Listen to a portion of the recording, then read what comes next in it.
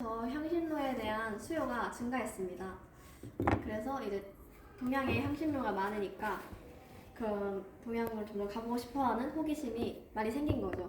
그리고 13세기 후반 마르코 폴로가 동방 견문록을 갖고 와서 점점 더 동방에 가고 싶은 호기심이 증가했습니다. 그리고 이제 시대가 발전하면서 나침반이나 천문 관측기 같은 새로운 항해 도구가 생기고 배를 만드는 기술, 조선술도 발전하면서 신현무 개척이 배경이 됐다고 할 수 있습니다. 가장 먼저 포르투갈이 신항로를 개척했는데요. 이제 거기에 배경을 보면 여기 그림 보시면 포르투갈이 유럽에서도 아주 끝에 지중해 서쪽 끝 대서양 연안에 위치해 있습니다. 혹시 이 지역이 뭐죠? 무슨 반도죠? 이베리아 반도. 이베리아 반도죠? 네, 정확했습니다. 그래서 상대적으로 끝쪽에 있다 보니까 동방 무역에서 소외될 수밖에 없습니다. 그리고 종교적으로도 십자군 운동 이후에 이슬람 세력과 경쟁 관계를 계속 유지하면서 이슬람을 몰아내고 그 크리스트교를 확대하고자 이제 포르투갈의 신항로 개척의 배경이 되었다고 할 수 있습니다. 아, 그러면 그러니까 그리스도교가 이슬람을 몰아낸다. 이 운동을 혹시 세계사 시간에는 뭐라고 배웠죠? 렌콩기스타. 레콩키스타. 레콩키스타. 네, 레콩키스타. 레콩키스타. 요거 세계사에 나와요, 교과서에. 그러니까 이슬람 세력을 물리치는 거를 레콩키스타라고 합니다. 네. 그래서 신항로 개척 과정을 알아보면 이제 1488년 디아스가 희망봉이라고 발견하는데요. 원래는 희망봉이 아닌데 나중에 되어서 희망을 찾았다고 해서 희망봉이라는 이름이 붙여진 겁니다. 그리고 이제 1498년 바스코 다 가마가 인도의 캘리컷에 도착했습니다. 그럼으로써 인도로 가는 동쪽 항로를 발견하게 된 거죠. 그래서 이 결과 유럽과 아시아를 직접 잇는 해상 무역로를 확보하고 향신료나 비단, 면화 같은 동방 사치품을 독점할 수 있게 되었습니다. 이를 통해서 포르투갈은 막대한 경제적 이득을 얻었고 그리고 유럽의 해양 강국으로 부상하게 되었습니다. 포르투갈은 대서양에서 인도양으로 향하는 동쪽 항로를 발견했군요. 네. 스페인은 미국 쪽으로 가니까 서쪽 항로를 발견한 것 같은데. 네. 볼까요? 네. 네. 스페인의 신항로 개척을 배경을 또 알아보면 오스만 제국이 세력을 확장하면서 스페인의 기존 육상 교역로가 차단됩니다. 그리고 이제 포르투갈이 희망봉을 발견하면서 이제 스페인의 국왕도 새로운 무역 루트를 찾아라 이러면서 점점 상인과 부르주아지들이 왕실을 압박하기 시작합니다. 그렇게 돼서 이제 콜럼버스가 이사벨 여왕의 후원하에 1492년 아메리카 대륙에 도착하게 됩니다.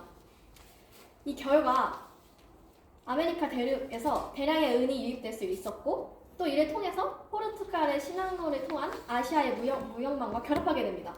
이렇게 됨으로써 은이 아시아로 유입되고 국제 무역이 활성화된 거죠. 결국은 이쪽에서 은본위제가 확립됐다고 볼 수 있습니다. 은본위제라는 것은 무역할 때 거래하는 화폐 단위가 은이다 이 말이죠? 네. 이제 네덜란드랑 프랑스, 이제 이후에 다른 미국과 영국까지 신항로 개척을 알아볼 겁니다. 이제 네덜란드랑 스페인이 개신교와 가톨릭이라는 종교적 차이를 가지고 있었어요. 이걸로 전쟁을 하다가 네덜란드가 이겨서 스페인으로부터 독립할 수 있게 됩니다. 그래서 그 이후 아시아 무역 주도권을 놓고 포르투갈과 경쟁하게 됩니다. 네.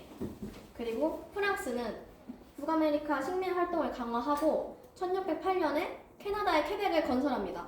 그리고 점점 개척해 나가는 거죠. 그리고 1664년 동인도 회사를 설립하면서 인도의 남부를 중심으로 포르투갈과 영국과 경쟁할 수 있는 기반을 다지게 됩니다. 아, 캐나다 퀘벡을 프랑스가 건설했기 때문에 퀘벡 지역에서는 지금도 불어를 많이 쓰는 거지요. 네네. 그리고 여기 네덜란드하고 스페인은 보니까 같은 그리스도교인데도 불구하고 개신교와 가톨릭으로 나뉘어져 있잖아요. 네. 스페인은 당시에 강대국이고 네덜란드는 이제 식민 지배를 받는 국가인데 네. 네덜란드가 혼자서 카톨릭인 스페인을 이기기 힘들었잖아요. 네. 그럼 혹시 네덜란드를 도와준 나라가 누굴까요? 영국입니다. 아, 정답이에요. 근데 영국은 종교가 영국 성공회죠? 네. 그게 지금의 개신교와 같다고 볼 수 있는 거죠. 그럼요. 네, 조사가 참 성실하군요.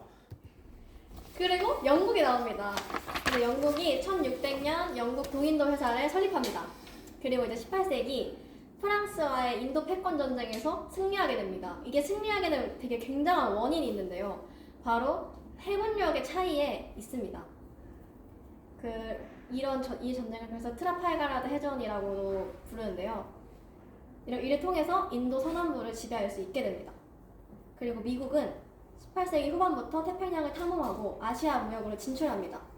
그리고 1790년에 일어서는 보스턴 상인들이라는 단체가 생겨서 중국 광저우와 직접적으로 교역을 할 수 있는 시기까지 오게 됩니다.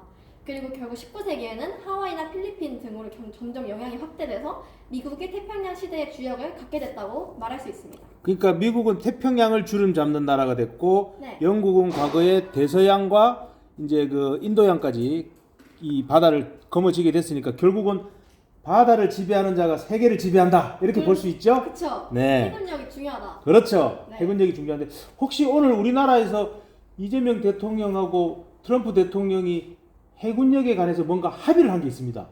혹시 뉴스를 봤나요? 핵 잠수함 연료. 그렇죠. 핵 추진 잠수함에 대해서 연료를 미국 대통령께서 좀 힘써달라. 기술은 우리 기술로 만들겠다. 재래식 무기를 탑재한 잠수함을 만들되 이제 핵 추진으로 갈 수 있는 잠수함을 미국하고 우리하고 합의를 봤습니다. 그럼 우리나라도 이제 아시아에서 해상 패권이 좀 세지겠다, 그죠? 다음으로 근본이제와 달러 패권 형성에 대해서 알아보겠습니다. 먼저 근본이제란 금의 일정량 가치를 기준으로 단위 화폐의 가치를 재는 화폐제도입니다. 이 근본이제가 어떻게 형성되었냐? 이제 보면 1944년 브레튼 우드 체제를 봐야 되는데요. 이 체제는 미국의 흑표서주 브레튼 우드 국제회의에서 새 국제통화 체제가 확립된 겁니다. 이 내용은 미국 달러를 금 1온스에 35달러로 고정하고 다른 나라의 화폐에는 고정 환율을 적용하는 그런 체제인데요. 그렇다면 왜 과연 미국 달러를 이용했을까? 알아봤을 때 2차 대전 이후 금 보유량이 가장 많았던 국가가 미국이었기 때문에 미국 달러를 기준으로 할 수밖에 없었다고 보면 됩니다. 왜 미국이 가장 금이 많았을까요?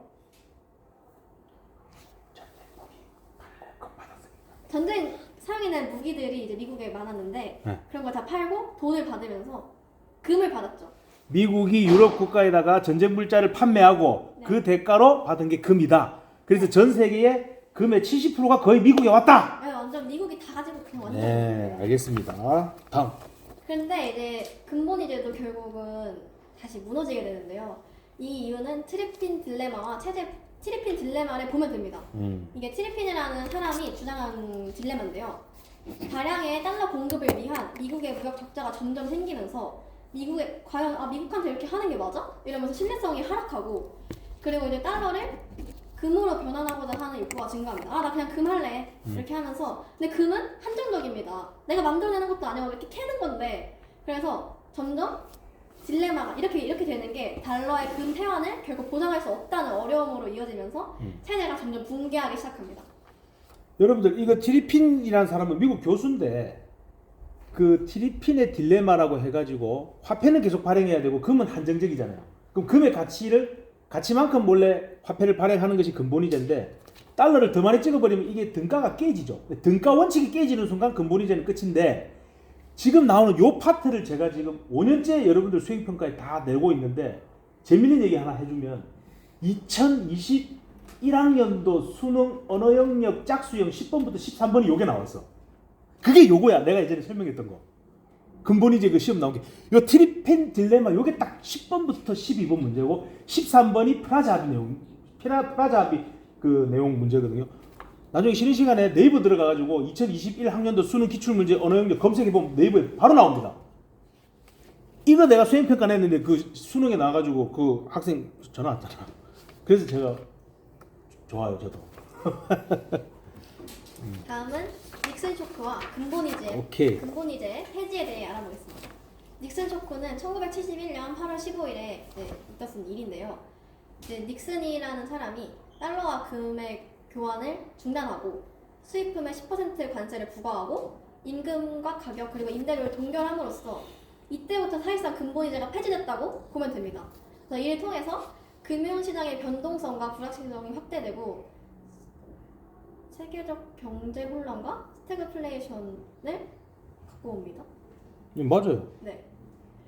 닉슨 쇼크가 왜 왔을까? 딱 핵심적인 이유가 있는데 베트남 전쟁. 베트남 전쟁. 그렇죠. 베트남 전쟁 때문에 미국에서 달러를 너무 많이 찍어내고 소모를 하죠. 금은 한정돼 있으니까. 그러니까 이제 금 태환을 할 수가 있다 없다? 못한다. 그래서 닉슨 쇼크라는 것보다 너네 달러 가지고 와도 더 이상 금 못 바꿔준다. 그래서 전 세계가 충격을 받았다 해서 닉슨 쇼크라고 얘기하는 거고, 이때 가장 먼저 좀 저항을 했던, 불만을 표했던 나라가 어디다? 프랑스입니다. 그래서 지금도 미국하고 프랑스는 뭐다? 사이가 좀 껄끄러워요. 그래서 유럽 국가 중에서 미국이 그다지 뭐 이렇게 협조를 이게 호의적이지 않은 나라 중에 하나가 또 뭐다? 프랑스입니다. 이제 이해되셨죠? 경제를 보면 정치가 보이죠? 네, 오케이. 그리고 바로 이어서 1976년 국가들이 모여 자메이카의 킹스턴에 모여서 고정 환율제와 변동 환율제 중에 자국의 환율 제도를 자유롭게 선택할 수 있도록 함으로써 국제 통화 시스템이 유연해지고 지정된 고정 환율제의 제약에서 벗어나는 결과를 갖고 옵니다.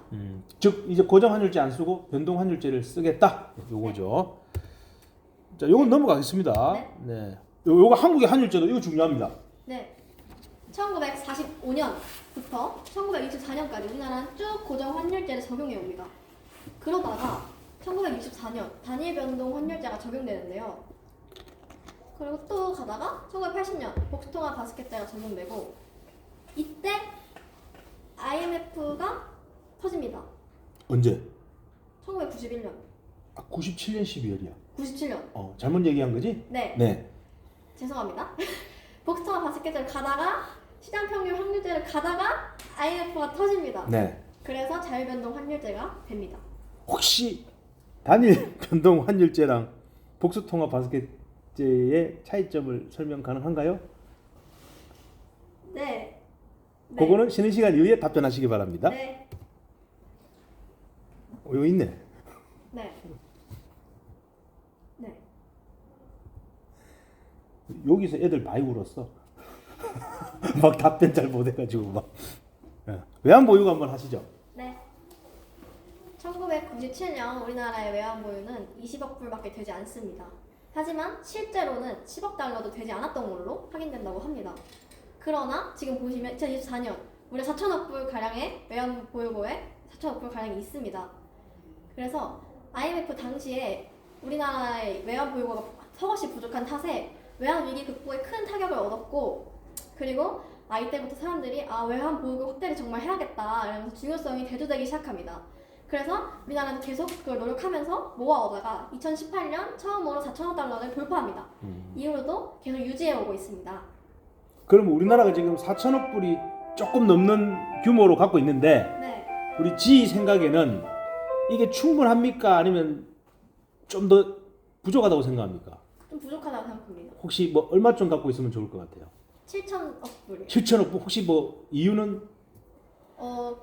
점점 물가도 오르고 이게 변동성이 점점 커지고 환율 관련해서 문제가 요즘 많이 되고 있기 때문에 가능한 많이 보유하는 게 좋지 않나. 예. 저하고 생각이 비슷한데, 우리나라 1년 예산이 대략 600조 넘어가거든요. 그러면 쌤 생각에는 1년 예산 규모 정도는 외환 보유고를 갖고 있어야 좀 안정적이지 않을까라고, 조금 뇌피셜이라고 해야 되나? 제 견해입니다.